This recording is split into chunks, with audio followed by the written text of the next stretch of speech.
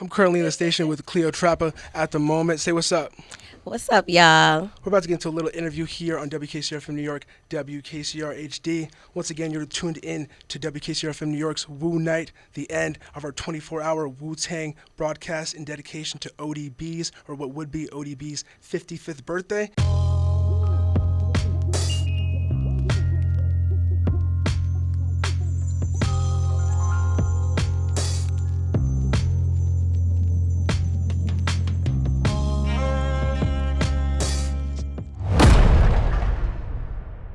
I actually have some wonderful, wonderful news. Today is actually officially made ODB's day, That's Old Dirty fire. Bastard Day. So yeah, That's you get a round of fire, applause like, for that, right? That's super fire. dope, right? That's super dope. Happy ODB Day. Like, come on. To celebrate that, and in general, because it's Wu Day, we had to have Park Hill's own Cleotrapa. Once again, thank you so much for coming in. 225 representing. Let's go. You already know. And I'm joined with my co-host Kaleb. Kaleb, say hello. Yo, what's up? Upcoming programmer here at the station. Want to talk to you about what you have going on, everything going on in your life, everything hip hop. So let's get right into it. Let's start off with the name. How'd you get the name? Cleotrapa is what it looks like. Cleopatra with a twist. So Okay. that's how I got it. Did I was learning about Cleopatra in high school. It was like 9th grade. And I was feeling her. I felt like Cleopatra is a very influential person, and she's that girl. So, I like the name, and I'm like, I'm going to add a twist to it, Cleotrapa.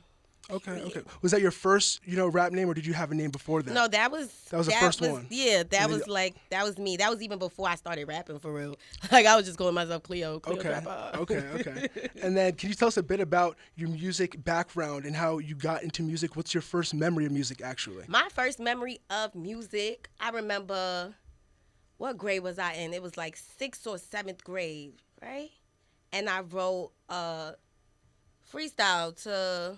Well, yeah, I wrote a freestyle to Itty Bitty Piggy. Came to school and and rapped it out to everybody. He was fucking with it. That's dope. They liked it. Yeah, it was Itty Bitty Piggy, and yeah, that was my shit. That was my shit. Dope. So yeah, you come from Park Hill, so birthplace of Wu-Tang Clan, and I know they were definitely buzzing when you were growing up. But do you remember any other artists that you remember listening to as a child? Growing up. Growing up, I would say I wasn't too much into hip hop for real. Like, obviously, like, Nicki was really like my biggest influence when it came to hip hop. That's who I really listened to. Like, that was who I was listening to. But besides that, I was into all different types of sounds. Like, I would listen. So when did the switch occur? Like when it was like, oh, I actually like hip hop. Like it wasn't that I didn't like hip hop. Okay. It's just like that. I wasn't listening to I wasn't listening to other artists and shit. Like, Nicki was my main person that I was listening to. Like, I was hooked on Nicki. Makes sense. Like, you feel me? Yeah, You mad it funny. makes sense. Yeah, so it was like not until I turned like 18, 19 that I was like, I'm gonna go to the studio, because I was like, I was going through some shit in life with girls and my friends and shit. Like, and that's when you dropped "Letter to My Haters." Yeah, "Letter to My Haters." Okay. I want to talk about so what was the going on in your life at that time that was like, I gotta. It was I had some friends at that time, and I felt like the friends that I had was really low key haters. Like, we had these. It was like a weird falling out for me, and I'm just like, damn, I thought that was my bitch. Whole time you a hater. Let it to my haters.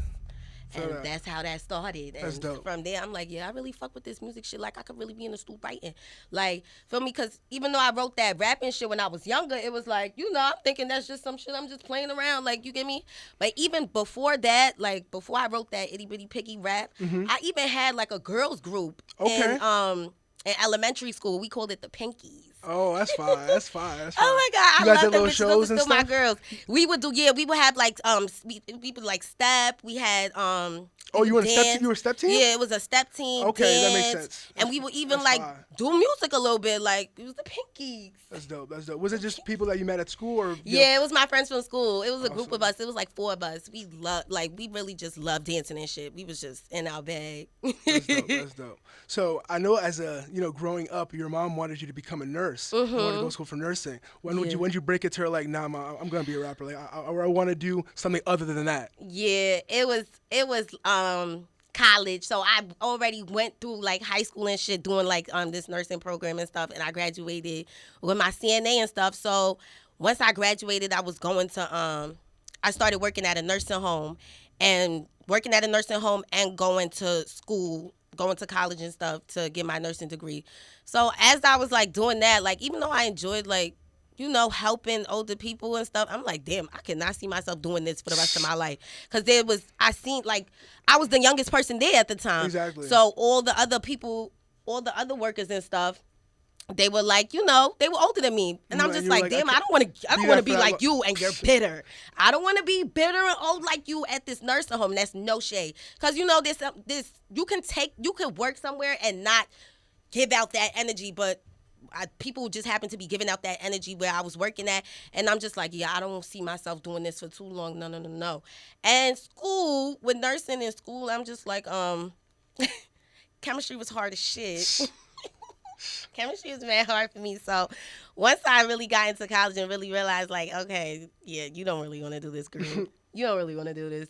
So I'm like, all right, I'll find another way about it. Like, I'll get money another way. Mm-hmm. And I started picking up more of my Instagram and stuff. But my mom will always ask me, like, girl, when you going back to school? Yeah.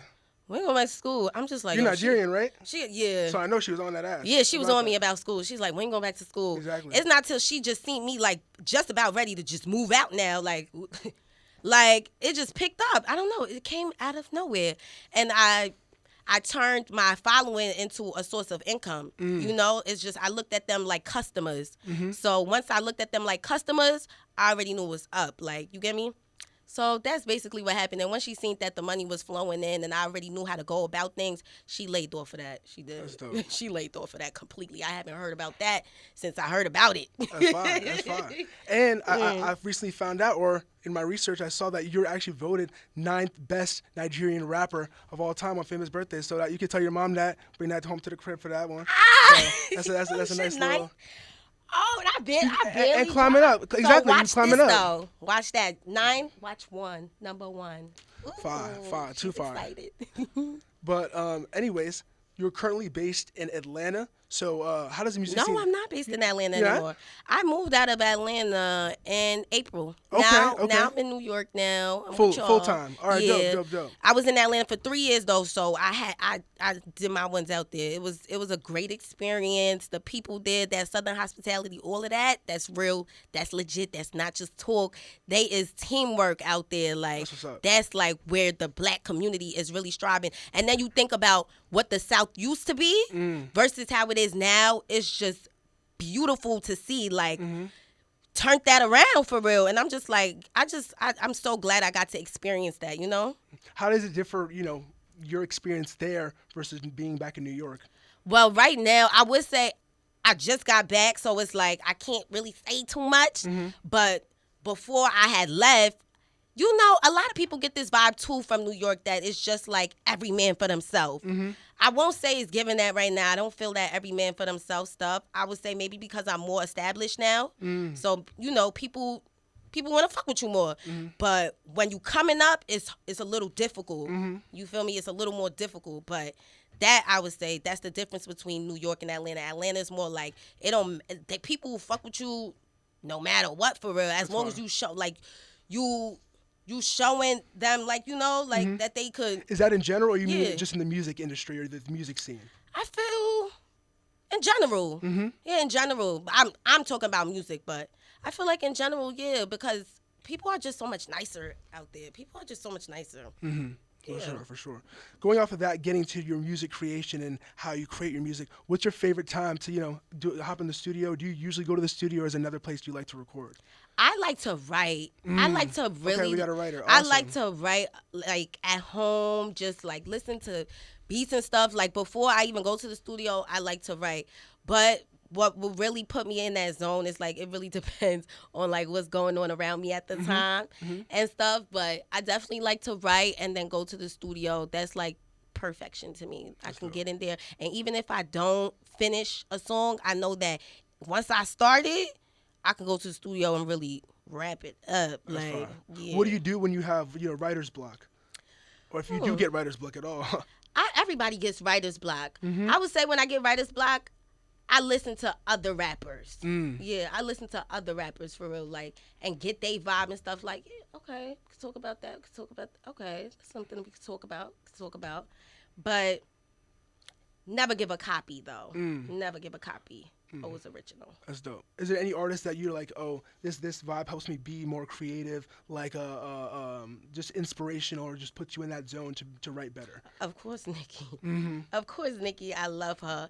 I love Doja Cat too. Like Doja is very versatile. Like I love listening to her music because it's like she gives me all the vibes that I would like, go and look for in other genres. I feel like I get all of that from her, and that shit is fire. I love that about her. Do you do anything else to stay creative besides listening to music, to stay, influenced and just like, living life and experiencing stuff? Yeah, like exactly. Living life and experiencing stuff definitely helps you with your music more. Like, just like, how can I put it? Like, not just the shit that you going through, but when shit is sweet and you doing what you got to do and things are running it just make you want to pop your shit. Like, for real. That's why you just got to stay consistent, stay in your bag so that your music can really slap for real. Like, exactly. That's fine. That's really what makes your music fire when you doing your shit. So you really got like all this energy. How do you think that, being from New York affects your sound? I think it affects my sound because, like your accent and stuff. It's like that roughness, that grittiness. People fuck with that, and I feel like only people from New York give that for real. Like you can't get this shit anywhere else. Like people be trying to give it, it don't give because you're not from here. It don't give it up. You feel me? But yeah, we can't be copied. We can't be duplicated at all. For sure. How would you describe your style in particular, like amongst, your peers within, New York City music? But how would you describe yourself, like, differently from them? I would say what's different about me is a lot of people don't listen to the kind of music that I listen to, or I listen to all types of music. And I feel like being able to like listen and vibe to every kind of music just grows you as an artist. Not a lot of people could do that. Sure. I'll play a hit, and people would know it's a hit, but it's like somebody else might not fuck with it. It's like something's wrong with your ear. Like I know a hit. Like if it's a hit, it's a hit. It don't matter what genre. But people be so like fixed on one genre that they don't like. You don't have. That means you just don't have an ear for music. For sure. Yeah, like. But yeah, I'm not stuck on one sound. I'm really open to doing all sorts of stuff. When it comes to rap though, I want to bring that together with rap. That's why right now I'm even working on like trying to bring together rock, like a pop rock rap type of thing. And when I tell you that's gonna eat, I'm gonna tell you that. So I saw this a while ago. Still haven't dropped it yet. I'm waiting for you to drop it. The Girlfriend song. Oh, I'm so excited for Girlfriend. So we can expect that with Rockstar or what? You won't get it together, but yes, Rockstar will be first and Girlfriend will be following. So that was my next question, was going to be, so Rockstar is going to be a single, because we saw that you teased that on Halloween. Anyone who keeps up with your Instagram updates saw that you teased that. I'm so excited when you talking about it. It's making me blush. That's my baby. So what was the, inspiration for this project? How long have you been working on it? Rockstar. Or the song, I should say. I don't think I was working on Rockstar for that long. I told, what is it, Flex? I told him, I'm like, you know what? Not Flex. Funk Flex. Malcolm Flex. Malcolm. Yes, I told him that I wanted to, turn this Rockstar song that I grew up on the song, Him, I Seen a Rockstar. I'm like, I want to turn it into like a drill. Like, something New York is like, could you do that? For sure. And he did it. I'm like, yo, this shit is going to be OD fire. And as soon as I heard it, I'm like, I just jumped right in the studio with it. Like, I just jumped right in there with it. Like, can we expect the date yet or no? Before the end of the month. Okay. Fair. Playing the cards close. That's very fair. Talking about you as a female artist, how do you navigate the different challenges and opportunities being a female artist? How do I navigate? Explain that one more time. So by that I mean, for example, different opportunities that might be seen different because you are an established female artist, getting the different hate from different groups of people. There's more, eyes on you, I would say, than just a regular, run-of-the-mill male NYC drill artist. You have a lot more eyes upon you, and just in terms of navigating through what you do in terms of influencer, rap, everything. I would say right now, being a female artist, all eyes are on us. In general, all the female rappers, because we got it right now. whether people want to admit it or not, I'm pretty sure. Actually, we're at a point where they've accepted it. The male artists have accepted that women are running shit. So it's like, get with the winning team. Y'all got it. Y'all going crazy Get right with the now. winning team. Like let's work. Like ain't no hate or nothing. Like we fuck with y'all. We been fucking with y'all. Now y'all just gotta fuck with us now. You get what I'm saying? Back in the day, it was more like it was a little treacherous back then. Like you feel what I'm saying? Exactly. Like women were doing all Coming for sorts each of other's crazy throats. shit, and Yeah. it was fucked up back then. It was fucked Lil' up. Kim eras. Yeah, it was Going fucked up back crazy. then. It still might even be a little fucked up for certain people coming up. You feel me? Not being established, but shit, it's But you fucked be up. showing At love. least You working with different artists. And I was stuff, gonna say, at least there's women in the game that could bring Yeah. women on. You get what I'm saying? Exactly. That's a fact, and I'm always open to working with other artists, underground. If you fire, you fire. It don't matter. So you did a collab song with Rico Nasty and Radio for Rap Shit, which dropped earlier this month on November 3rd. How did that track come about? What was did you go in the studio to record that with them, with Rico? What was the vibes? It was what they call a writer's camp. It was a writer's camp. My first writer's camp at that. So it's a whole bunch of artists, producers, and we're all like in this big studio house thing, just making music. It was probably one of the best experiences with music that I've had in a while. Like just everybody just piggybacking off of each other's ideas. It was just That's vibes. dope. It was so fire. So I just was jumping from room to room, like right in, hearing beats right in. And I just ended up in a room with Rico and a whole bunch of other people. And we wrote the track. We was right in. We jumped in the studio. We did some yelling, all of us yelling on it. It turned out fire. That's fire. It was That's so fire. dope. That's so dope. Where was this writers camp? Was this in? It was in L.A. In LA. Mhm. Okay. It was Was Camp Radio. Camp Radio. That's dope. Was it more than like how long was it? How long was this writers camp?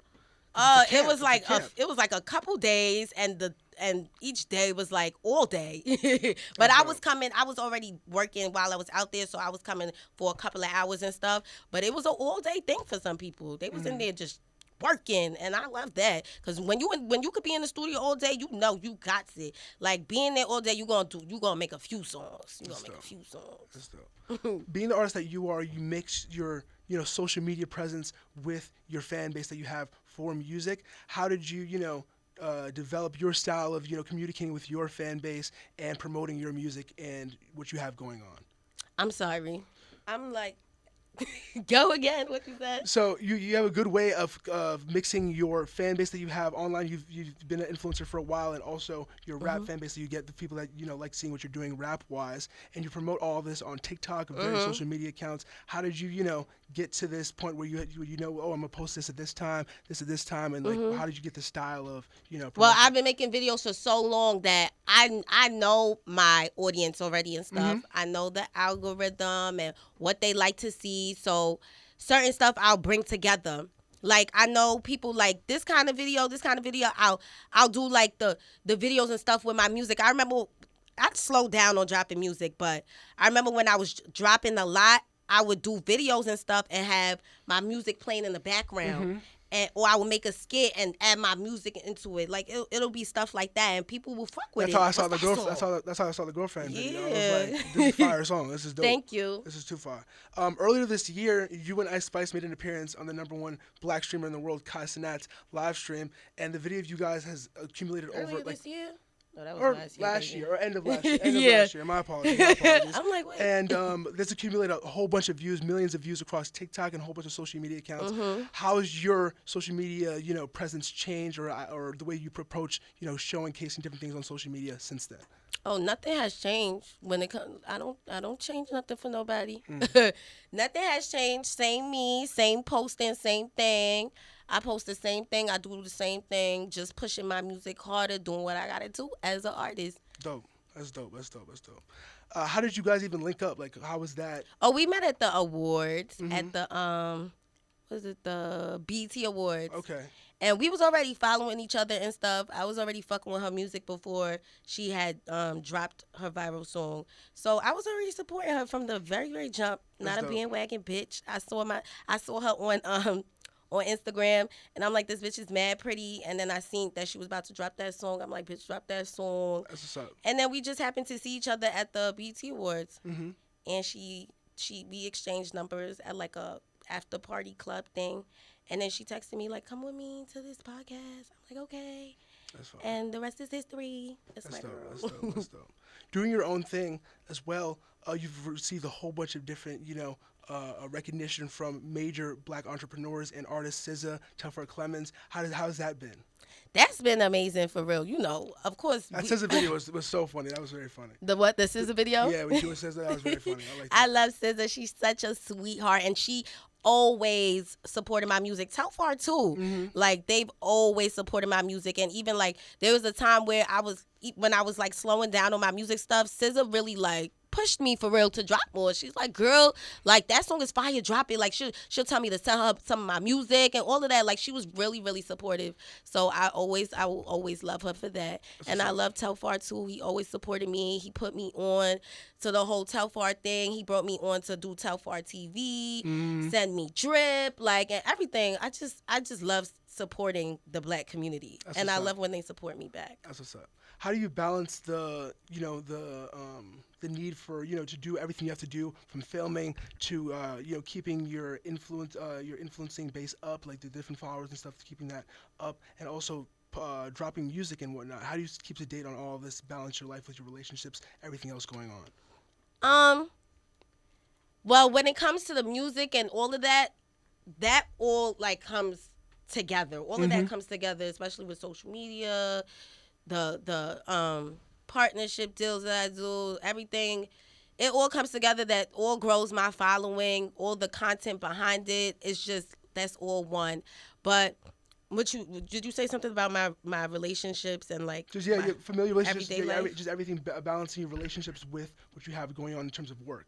Oh, okay. That's not hard though, because I feel like right now in my life I have a lot of free time. Not too much, but just enough to still love on everybody. Dope. That's dope. Once again, this is the 50 Years of Hip Hop Festival. So I want to ask you, I know earlier in your childhood you weren't as into hip hop as you are into it now, but what does hip hop mean to you now, being the rapper that you are? Well, hip hop, first of all, I would like to go back on that, because I ain't gonna lie, I have another very early childhood memory with hip hop.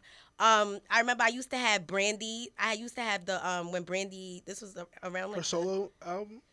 My mom had the tape, and I used to watch it all the time. It was the tape with all her music videos. Oh no. All her music videos, and I remember seeing the "I Wanna Be Down" remix with Yo-Yo, MC Lyte, Queen Latifah, and I'll play that over and over. I'm like, this is my song. So I really love that song. That was one of my favorite songs growing up. "I Wanna Be Down" remix. I know that shit top to bottom. But yeah, hip hop to me now is it's important to me because I love writing. That's dope. Like, it takes me away from real life. Like, it puts me in another zone. Like, and then it's like now it's like it's money. It's so it's fun. It's fun. That's awesome. When people are listening to Cleotrapa, what do you want them to get from listening to you? When they press play, what do you want their instant reaction to be? Instantly bad bitch. Off rip. Okay. Instantly bad bitch. Instantly confidence. Confidence to 100. If you was feeling down, now you're feeling up. You feel me? That's what I want people to feel when they listen to my music. Love that. Love that. And where do you see yourself in the next 5 years? Where can we expect you? You could expect me everywhere that I'm not right now. That's where you could expect me. Bigger, better. I will say better, but she's already bad. Okay. You see? Okay, bigger, better, and badder. You heard it. You feel right me? Here, Cleotrapa. This next song is Main Character. Thank you so much for being here, doing that little interview. I really appreciate it once again. You.